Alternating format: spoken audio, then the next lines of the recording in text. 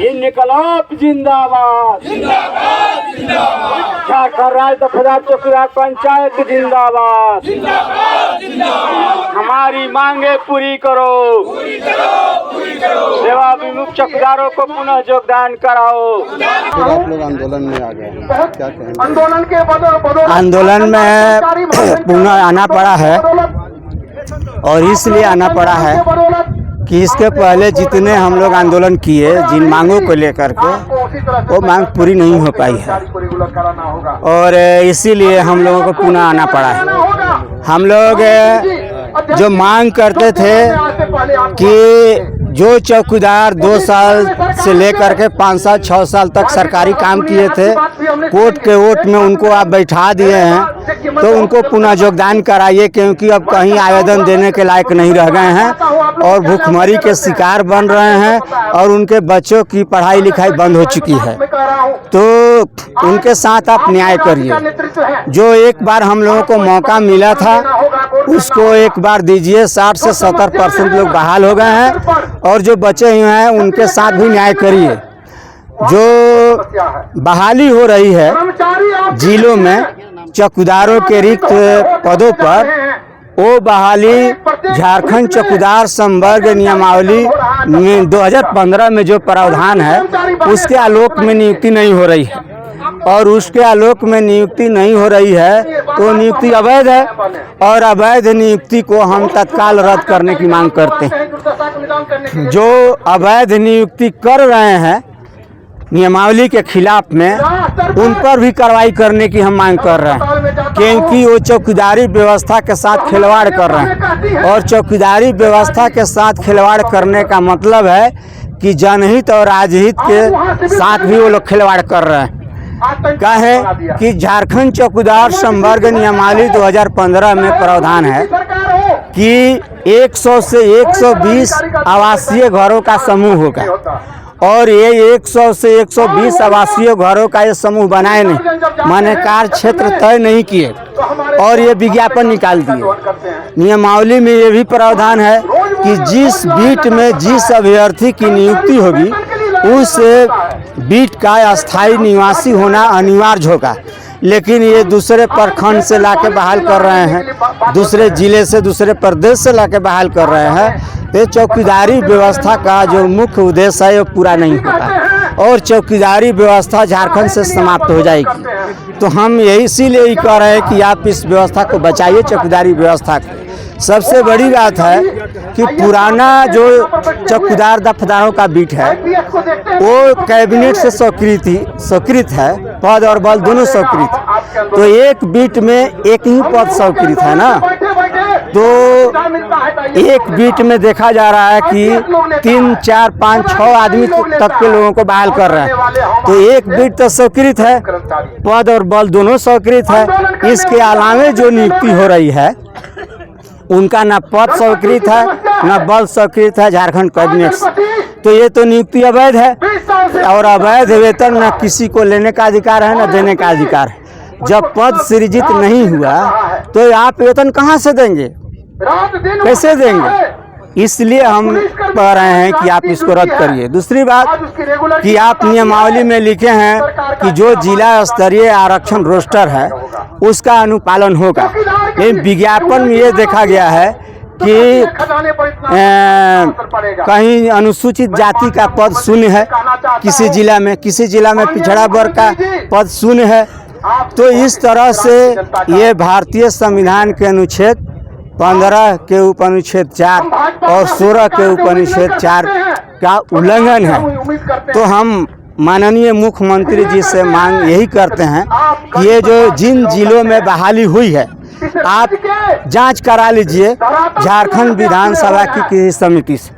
आप समिति बना दीजिए जांच करने के लिए। आप जांच कर लीजिए कि जिन जिलों में विज्ञापन निकाल करके नियुक्ति की गई है वो नियुक्ति झारखंड चौकीदार संवर्ग नियमावली 2015 में जो प्रावधान है उसके आलोक में हुई है कि नहीं हुई है। दूध का दूध और पानी का पानी हो जाएगा।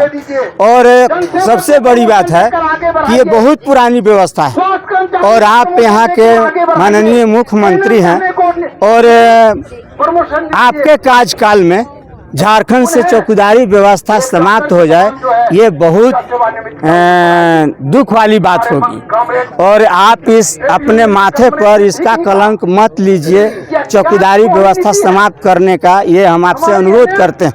क्यों कि कोई यहाँ इटकी में बेड़ों का आदमी आके चौकीदारी नहीं न कर सकता है, कोई तमाड़ का आदमी इटकी में बहाल होकर चौकीदारी नहीं कर सकता, इसलिए कोई जानता नहीं है। मान लीजिए माननीय मुख्यमंत्री जी का पैतृक गांव है नेमरा, जो रामगढ़ जिला में है, गोला प्रखंड में। और नेमरा गांव में अगर मांडू के किसी व्यक्ति को बहाल कर देंगे चौकीदार के पद पर, तो नेमरा के लोगों के बारे में क्या जानते हैं?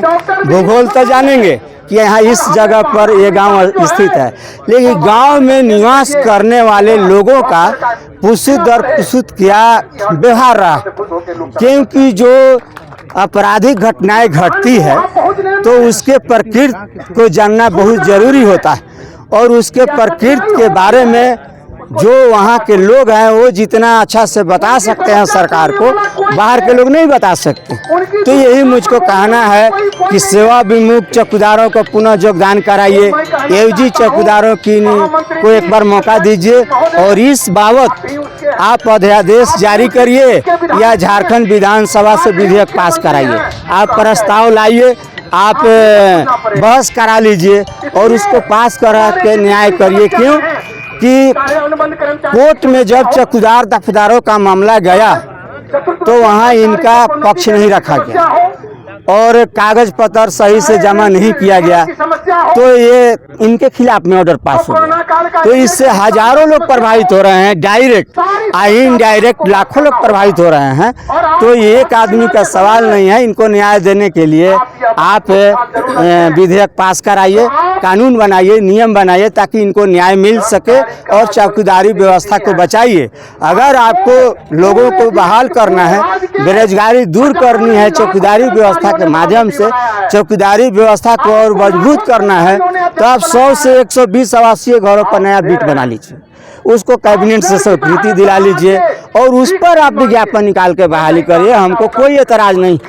जो लोग बहाल हुए हैं विज्ञापन के माध्यम से चौकीदार के पद पर, उनसे हमारी कोई शिकायत नहीं है, और वो उनको सरकार फंसा रही, क्योंकि वो आवेदन दिए, वो परीक्षा में भाग लिए, परीक्षा पास किए, उनको आप बहाल किए, लेकिन आप गलत तरीके से बहाल किए, और जब वो रद्द होगा तो उनके साथ क्या होगा?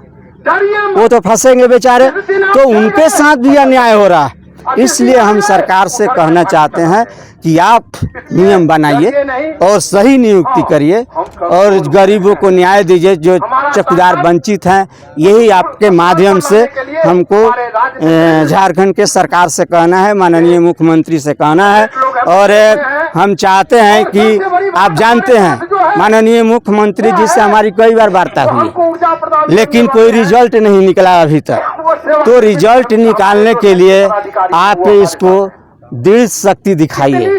और हमने कहा यहाँ पर कि जब हम लोग सरकारी कर्मी बनाए जा रहे थे तो संयुक्त बिहार के उस समय माननीय मुख्यमंत्री थे डॉक्टर जगन्नाथ मिश्रा जी, और उन्होंने गृह सचिव को बुला करके कहा कि चौकीदार दफ्तार को सरकारी चतुर्थ वर्गीय कर्मचारी बनाना है, फाइल बना के लाइए। तो बनाने लायक फाइल लाइए। तो गृह सचिव जितना खिलाफ में लिखना था लिख के लाए, तो मुख्यमंत्री जी देखे मिश्रा जी कहे कि हम बनाने लायक कहे थे, फाइल बनाने के लिए आप तो सब उल्टा लिख के लाए हैं, सब उसको काट दिए। आप कहे कि दोबारा से फाइल बना के लाइए, वो नहीं लाए तो उनको हटा दिए, दूसरा गृह सचिव बहाल किए और वो बनाने लायक फाइल बनाए, चतुर्थ वर्गीय कर्मचारी बनाने लायक फाइल है।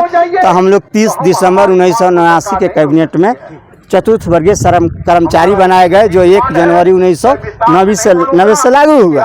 तो उसी ढंग से आप थोड़ा इच्छा शक्ति दिखाइए और गरीबों के साथ न्याय करिए। सब आप ही का आदमी। दयाल जी, पिछले बार भी आप कई बार राजभवन के पास बैठ चुके हैं, तो अभी विधानसभा सत्र चल रहा है, क्या एक दिन से कोई फर्क पड़ेगा? जानेंगे वो लोग आपका बात को? देखिए, हम समझते हैं कि जो आंदोलन होता है वो आंदोलन आकाश का दरखास्त होता है, और आकाश का दरखास्त दरखास्त देने वाले जहाँ पहुँचाना चाहते हैं, बीच में कोई रोकने वाला नहीं रहता है, सीधे पहुँचता है। ये हम लोग मान के चलते हैं कि जो हमारा आंदोलन है सड़क पर, ये जो हमारी बात हो रही है आपसे, जो हमारी मांग है, ये सीधे पहुँचेगा वहाँ जहाँ हम पहुँचाना चाहते हैं। इसमें कहीं रोक टोक नहीं। क्या इस धरना प्रदर्शन से कितना मजबूती के साथ सरकार जो है संज्ञान में जाएगी? देखिए, मुझको याद है बड़े बड़े अफसर बनाने वाला जो व्यवस्था है भारत में, उसका नाम है संघ लोक सेवा आयोग। और उस समय हम भी दिल्ली में रहते थे और संघ लोक सेवा आयोग के सामने 4-5 आदमी बैठते थे धरना। काहे लिए भाई? कि जो अंग्रेजी की अनिवार्यता है कि अंग्रेजी पास करना जरूरी तो खत्म कर। और उस पर कौन कौन लोग बैठे धरना पर? विश्वनाथ प्रताप सिंह, पूर्व प्रधानमंत्री, पूर्व राष्ट्रपति ज्ञानी जैल सिंह जी, अटल बिहारी वाजपेयी जी, लाल कृष्ण आडवाणी जी, ऐसे लोग बैठते थे, ज़्यादा नहीं रहते थे। उनकी बात सुनी गई। तो ये आंदोलन है, जब तक सरकार नहीं सुन रही है तब तक तो सुनाना पड़ेगा, लड़ना पड़ेगा। यही हमारा हमको गुरुजी सिखा के गए हैं और कहे हैं। मैंने पूछा था एक बार कि आप बहुत लड़ाई लड़े हैं राम अवधेश बाबू से, हमने पूछा था देश भर में आप लड़ाई किए, आप बहुत लड़ाई जीते हैं जो देश के लोगों को उसका लाभ मिल रहा है। हम लोग भी लड़ रहे हैं, झारखंड में सफलता नहीं मिल रही। तो वो बोले थे मुझको कि देखो जल्दी सफलता नहीं मिलती है, लेकिन लगा रहना पड़ता है। इसीलिए मैं लगा हूँ और लगातार लगा हूँ, आंदोलन कर रहा हूँ। आप लोग गवाह हैं। और राजभवन पर लड़ा, विधानसभा का घेराव किया, न्याय मार्च निकाला, 8 दिन आमरण अनशन किया राजभवन पर, तो सो मोटो नहीं रह गया है। कोई निष्कर्ष नहीं निकला अगर सच क्या, उसके बाद क्या हम लोग विचार करेंगे आज यहाँ। भारत का संविधान बनाने वाले डॉक्टर भीमराव अंबेडकर जी थे और उनकी जयंती 14 अप्रैल को है। तो उन्हीं के लोग हैं ये सब पीड़ित।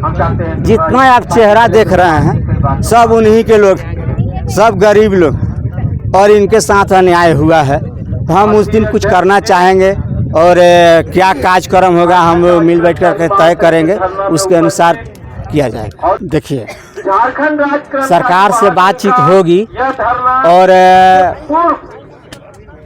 हम लोग पत्थर पर दूब उगाने वालों में से हैं। इस देश में सभी प्रदेशों में चौकीदारी व्यवस्था है, लेकिन आज तक और बिहार के ही चौकीदार सरकारी बने। अब बिहार से झारखंड बना तो झारखंड के भी चौकीदार सरकारी और कहीं के सरकारी नहीं बने। किसी के सामने सर झुका करके इनको सरकारी नहीं बनाया गया है। लड़ करके जैसे लड़ रहे हैं इसी तरह से धरना प्रदर्शन करके हमारा सर फूटा है, किसी दूसरे का हमने सर नहीं फोड़ा है। और ये इन्हीं काम हम लोगों ने कराया है। तो हम समझते हैं कि सरकार जो परीक्षा ले रही है हमारी, हम परीक्षा में जरूर पास होंगे, ये हम मुझको उम्मीद है। मेरा नाम कृष्ण दयाल सिंह है, झारखंड राज्य दफ्तर चौकीदार पंचायत के प्रदेश अध्यक्ष।